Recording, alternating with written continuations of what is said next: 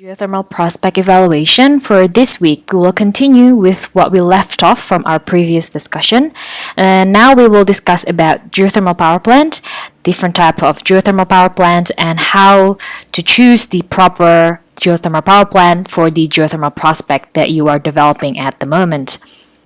Before we start off with our discussion, if we look back to this timeline, we can see that we are already here in this stage of the development where we want to design the steam field, the plant facilities, in order for us to be able to exploit the geothermal energy. Before we head into the main topic and the main competencies for this topic, I would like to refresh your concept on several items. The first one is for you to remember what the hydrovolcanic cycles and the geothermal energy concept is. How there are two cycles in the geothermal system. It can be a wet saturated or it can be a dry and superheated system. So if you are exploring a geothermal field, let's say, a saturated system is a better candidate because you are more sure that you still have the water stored in the lithology in the reservoir. Therefore, you will then be able to design the proper engineering for you to be able to exploit the geothermal field. The second concept that we need to highlight is the concept of fluid mechanics. I'm not sure if you have gotten the concept of fluid mechanics in your previous courses. However, in brief, fluid mechanics discuss about the movement of fluid. We can describe fluid as a substance which flows and has no resistance to shear or stress. And the movement or the mechanics of fluid is determined by the density, the viscosity, and the compressibility of the fluid. So this is actually only the main idea that you need to understand. You don't really need to be able to calculate how much fluid mechanics is going on unless if you are focusing on the reservoir engineering and also on the engineering of the power plant itself. While we're on the topic of fluids, we also need to highlight the basic properties of water. So we know water in an atmospheric condition, they can be stable in three phases, and it's depicted in this graph here. This is the point where all the phases are stable in a certain condition, and at an extreme condition, water also has a critical point where this is the final stable point where liquid and vapor can coexist together in a phase.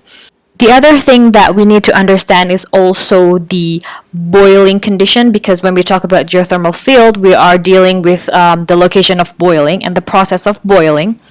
And we have here the boiling point versus depth graph, where it depicts how the trend of boiling temperature is actually occurring in the subsurface. So let's say here, if you have a normal geothermal fluid, you would have the water boil at this temperature according to this graph here, number 1, let's say. But if you have enriched geothermal fluid with brines, you would have an increasement in the boiling temperature, and due to the presence of salt, it affects the molality of the water compound. And also, if you have gas, you have decreasing boiling temperature, and it's represented in this line here. I would put number 3. Okay, now I would like to discuss a new concept before we discuss about power plant. This concept is called flashing. It is not actually really new because when we discuss about the boiling process in the reservoir, it actually involves flashing. And also when you discuss about the mechanism of geyser eruption, it also involves flashing. So flashing or flash, it occurs due to pressure drop in two different spaces, creating pressure differences. And usually in the geothermal field, it occurs in the reservoir, in the permeable rock, because probably one layer of rock would have like different volume of rocks, of spaces. So it has, when you have different volume, it creates different pressure. Therefore, when you have a pressure difference, it would have flashing. But not only there. Flashing can also occur besides the reservoir. It can also occur in the production well.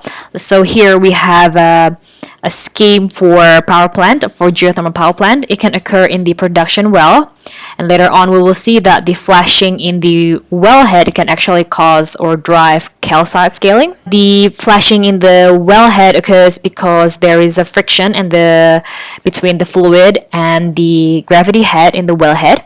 And then also flashing can also occurs in the separator. The function of the separator is to separate between the liquid and the steam from the geothermal water. So here, when you have separation process, it can actually have a pressure drop because there is a difference in temperature leading to the process of flashing. The other concept that I want you to understand is the thermodynamics conversion process. So probably if you have taken the course in geochemistry or in thermodynamics, you would have understand that there is a diagram called the TS diagram. The TS diagram is actually a derivative from the second law of thermodynamics. So when we are converting the heat from the geothermal system to electrical energy, we follow the pattern in the TS diagram. So TS, the y-axis is the T temperature and the x-axis is the entropy. And as the steam goes through the different power plant components, let's say if the steam passes through the wellhead, through the separator, condenser, and etc., as the temperature will decrease and it will have different value of entropy. Because when we deal about energy conversion, if you read more about thermodynamics, it actually discusses about the efficiency on how much heat can actually be transferred or converted into another type of energy. Alright, so later on I will discuss how different power plants have different stages in the TS and how it will actually affect the efficiency of the energy conversion in a geothermal power plant. Okay, now we can discuss about the power plant design and layout. So when you are starting off with the power plant design, there are some considerations that you need to take account. The first consideration is that you need to understand the phase of the system, whether you have a liquid system or a vapor-dominated system or even a two-phase. And also you would need to consider the piping layouts. If you are developing in a volcanic terrain, then you would have challenges when you're designing in a steep topography. So you would have a very proper design on how the pipes of the geothermal fluid will actually go through. Another aspect that you would need to consider is the pressure loss, because as I have mentioned before, due to different volumes and different temperature, there can be flashing in different parts of the power plant components. It would actually affect the overall energy conversion from thermal to electrical, so you would really need to calculate the pressure loss. And finally, you would need to consider the energy conversion system. So in this case here in this diagram, we make a graph of a mass flow rate is represented in m dot against pressure of the reservoir. Different mass flow rate can determine whether the reservoir is flashing or not flashing, or whether there will be flashing or not, where is the exact location of the reservoir, whether the flow is stable or not. The reason why we use mass flow rate to determine the power plant layout, because mass flow rate determines how much fluid can actually be ejected from the reservoir. This is an example for the overall pipeline design in the Ahua Chapain units that's in South America. We can see here when you are designing a power plant, you would need to put the powerhouse. This is the main place where the turbine is going to be located, the generator, and etc. Here GPE06, it represents the wells. It can be either a production well or a reinjection well. Later on, we will see that there will be two different wells, one for production and one for reinjections.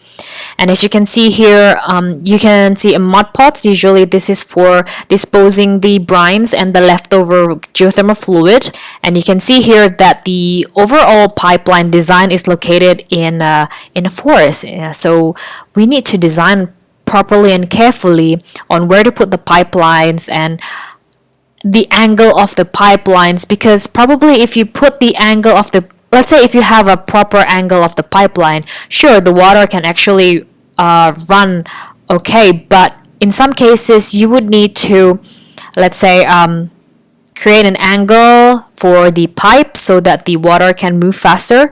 It actually helps to maintain the pressure. Or in some cases you need to design the pipe to be in a U-bend shape.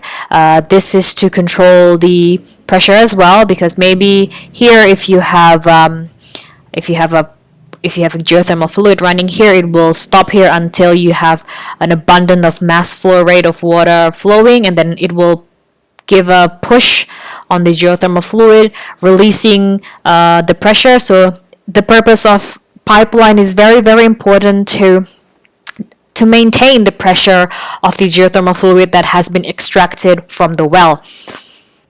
Okay, now before I get on too far, this is the overall layout for geothermal power plant. This is the common symbol that we use to sketch our power plant layout. Here we have a surface and a subsurface. This is the feature occurring in the surface. So this is surface and this is subsurface. So this is probably, under here is probably where the reservoir would be located. The production well will run from the reservoir to the surface through the wellhead. So the first component here we have, besides the well, we have the wellhead. The wellhead here controls whether you are running through the fluid or not. So this has usually wellhead has a valve. So a valve is like a tap water. So if you have a tap water, if you want to use the tap water, you open the tap and then the water will run. So it's quite similar concept to the wellhead. And then after the wellhead, the geothermal fluid will go through the separator. So in the separator here, we use this like a centrifugal motion to separate the steam and the fluid, because steam has a lighter density than water. So the steam will go upwards, and the fluid will stay in the bottom of the separator.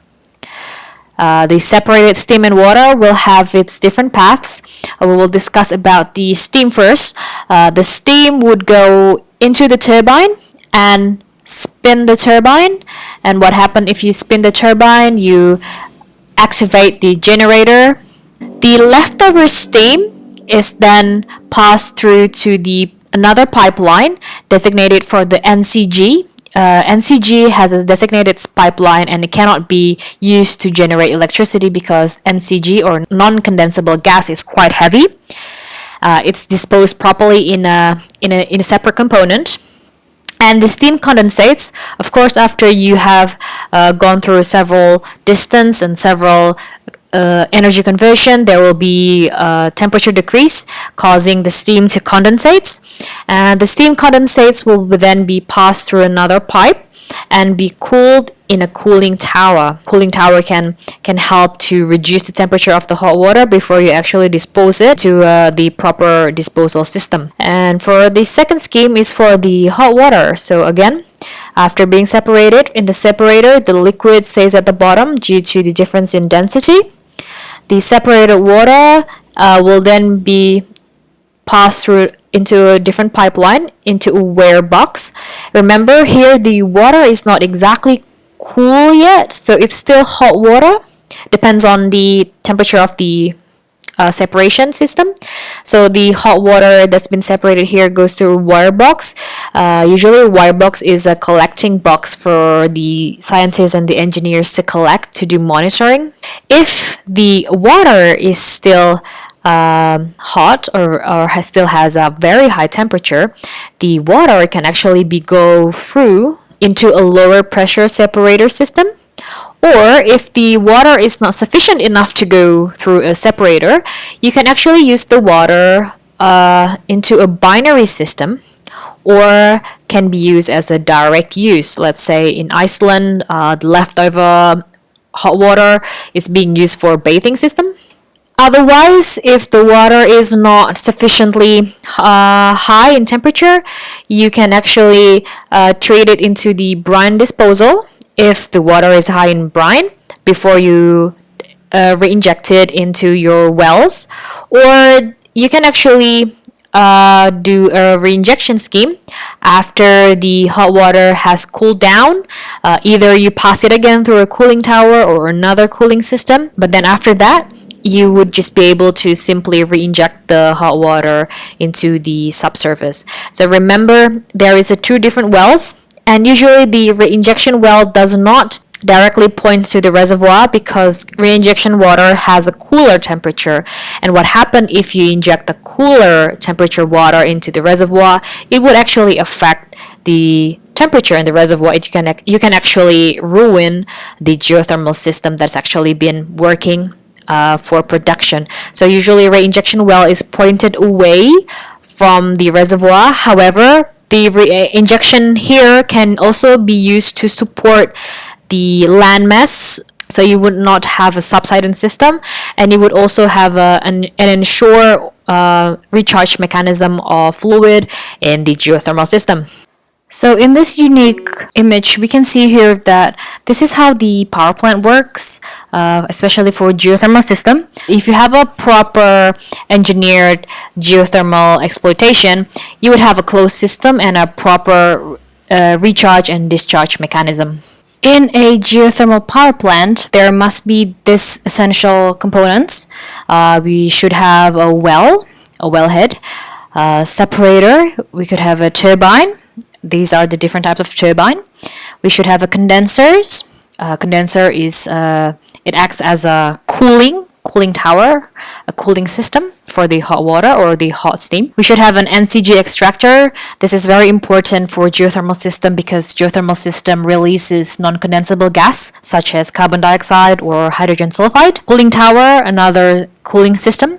We should have generators, and we should have a switch yard to collect all the electricity that has been generated from the conversion system. This shows different components of the geothermal power plant.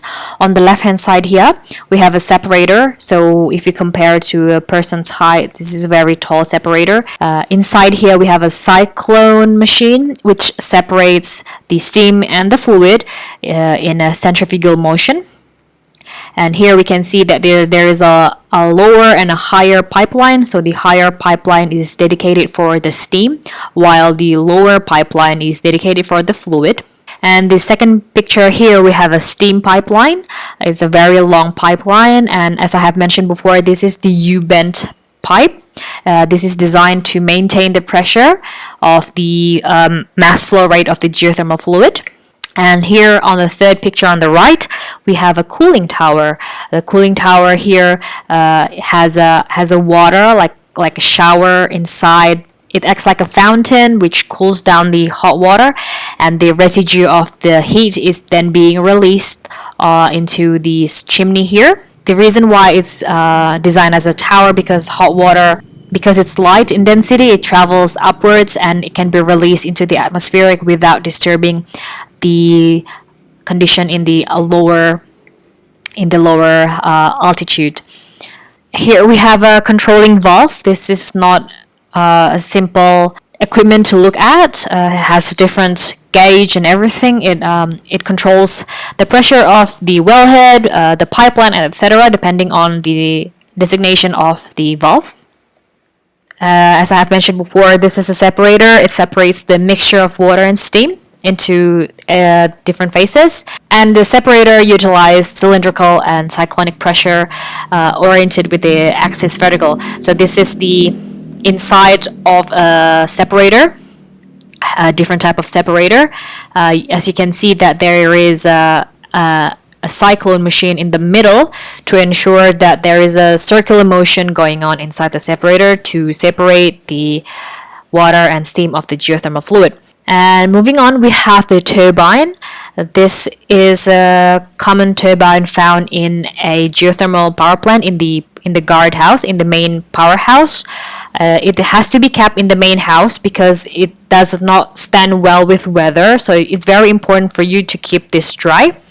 And usually the turbine is covered with this box here because when it spins, it's very noisy. This is the inside of the turbine here, right here. This is the inside of the turbine. It has different blades to ensure that the steam with different temperature can actually be used to turn the turbine, and then following that producing electricity. Now, this is the piping layouts. Depending on the amount of wells that you have in your geothermal field, depends on the location of the powerhouse and how much separator is available. This is the overall design for the piping layouts, or it can be as simple as this. It shows you the different type of separators, where the powerhouse is, if it's a circle layouts or even like branching layouts, and etc. The next one, we have a cooling tower. The cooling tower, as I have mentioned before, it cools down the residual heat from the geothermal fluid or geothermal steam. The cooling tower uses heat exchanges between the air, the cooler air, and the water to cool down the residual heat of the geothermal fluid. There are two types of cooling tower. There is a direct contact condenser with the shower inside it, or you could have a cooling tower scheme like this one here. This picture on the right shows what's inside this picture on the left. Or you can also have a cooling tower like this one. So this is quite similar to the direct contact condenser. So this is the direct contact condenser. So all the residual thermal water is being transported into this building. This is actually a building, transported to this building here to be cooled off, and before it will be sent off to the reinjection well. For this one here, we have a switch yard. The switch yard collects all the produced electricity after being converted from the thermal energy to electrical energy before we actually distribute it to the electricity company that would want to buy the electricity from the geothermal power plant. Now we will discuss about the different types of geothermal power plants. As you can see here on the left hand side, this is a simplified diagram of a power plant layout, quite similar to the layout that I have used previously. And on the right hand side shows the energy conversion for the different type of power plants. So the energy conversion utilizes the TS diagram. The TS diagram which I have elaborated previously. So different type of power plants employs different type of energy conversion TS diagram, and we will see how energy conversion works in a TS diagram before we move on to discussing different types of geothermal power plant. So when you are converting thermal energy into electricity energy, you follow the TS diagram right here on the left hand side. So the thermodynamic law that is being utilized in the energy conversion the thermodynamic conversion process follows the first law and the second law.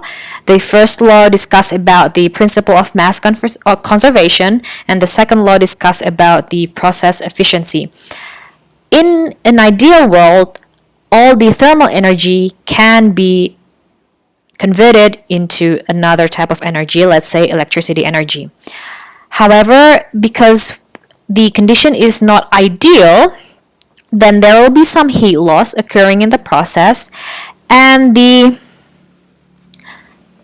is where the second law of thermodynamics come into play, because it will help you to calculate how much heat is being lost and how much is the efficiency of the power plant. As I have mentioned before, so the scheme for geothermal fluid. So the process occurring in the power plant is as follows. There is a flashing process in the wellhead. There is a separation process in the separator. There is a turbine expansion process which happens in the turbine and then moving the generator. There is a condensing process for the residual heat water, residual thermal water. There is a cooling tower process, and there is a utilization efficiency for the geothermal fluid. So please remember to take notes and compare this to the process that will occur in each components of the power plant. So you would need to have this diagram here next to this diagram here. To make it easier for you to understand the process and the energy conversion, I will use this slide here to try to explain and elaborate how the principle of energy conversion works. So here on the left hand side we have the power plant layout, and on the right hand side we have the TS diagram. When we discuss about TS diagram, this diagram here represents the difference in temperature and enthalpy for water at a certain range of condition.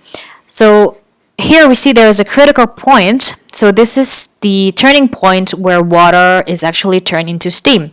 On the left side here we have the TS for the liquid phase, and for the right hand side here we have the phase for vapor. Okay, this is the first thing that you would need to understand. Onto the left hand side here, so we have the reservoir underneath here in the subsurface, and the fluid from the reservoir is being ascended to the surface, and the first thing, it goes through the valve and it passes through and enters the first component, which is the separator. So when you have, let me change my pen first. When you have water entering into the separator, so it follows the red pen here. So this is from the separator, it enters. The geothermal fluid flushes due to the pressure difference in the cyclone separator. And when it flushes, it follows this line here. When you flash, there will be two phases formed. There will be a liquid phase, which will go to the left, and there will be a vapor phase, which will go to the right into this until it hits the saturation curve. What happened next to the liquid, then the liquid will just be cooled down and the steam will be passed on through the turbine. So let's just do some bypassing, and let's say the steam is being put into the turbine for energy conversion. So this is number 4. So what happened here, after you pass through some pipelines and you lose temperature eventually into the turbine, and you will have a temperature decrease. So the process occurring in the turbine usually goes this side here, but because we are hindered by the second law of thermodynamics, the process goes straight downwards, and this is called the isentropic process because there is inequality in the energy conversion. So what happened after you pass through the isentropic phase? Again, you would have some of the steam, residual steam, and you will be left with some fluid. So the fluid here goes into the condenser. So here goes number 6. Or the leftover vapor will go into an NCG extractor for gas treatment.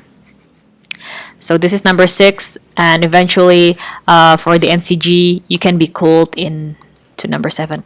So if you follow along the numbers in this graph here, you could understand that eventually the temperature will drop as you convert the energy from thermal to electricity, and you will have different phases with different condition of entropy, which represents how much energy conversion you would have at the end of your conversion process. Now, the purpose of understanding this concept is that for you to be able to determine what is the most suitable type of power plant for your geothermal field, or if you understand the phase of your geothermal field, then you would be able to use this conversion diagram here to determine the most suitable power plant which has the highest conversion rate for the geothermal field. Now moving on, we have the first type, which is the dry steam units.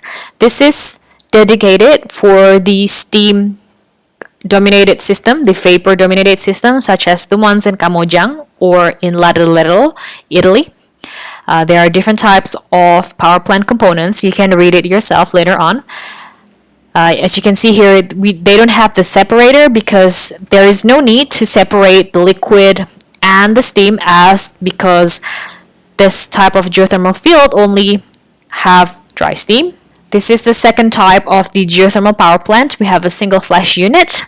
This is the quite common power plant type in the world because mostly the geothermal field has a single flash. Usually for a 30 megawatts geothermal power plant, you would need up to 6 production wells and adding 2 or 3 injection wells to support the sustainability of the power plant. Or in other cases, your geothermal system has a really high enthalpy, high temperature system. You can have a double flash, such as the ones in New Zealand or in Indonesia, in Salak. I think they have a double flash units as well because the temperature is very high. And after the first separation process, you would still have a hot water at a certain high temperature, causing you to be able to further separate the steam and the fluid. Alternatively, you could have a binary plant unit. This is used when you have an average thermal water, but you cannot actually separate the steam and the fluid anymore because it's not too high in temperature. So you utilize different fluid with lower boiling temperature, such as pentane or hexane. And then in this type of power plant, you utilize a heat exchanger principle. So you do not separate the steam and the water. You just heat another fluid in the system using the residual hot water of the geothermal fluid. And from the other boiling liquid, you would then turn the turbine and then produce electricity like the other regular power plant. So in this case, the working fluid, or the pentane, or we say working fluid, undergoes an actual closed cycle. So after being heated from the hot water, it will condensate again, and then the condensates will be heated again, and then it will goes on and on like into a cycle. So that wraps up our discussion on power plant types and power plant design. For next week, we will discuss about the potential problem and how to manage power plant. Please read more on the different types of power plants and the components of power plants, and make sure that you understand the energy conversion process using the TS diagram and how that TS diagram suits with different types of power plants. So thank you for your attention, and I will see you in the next occasion.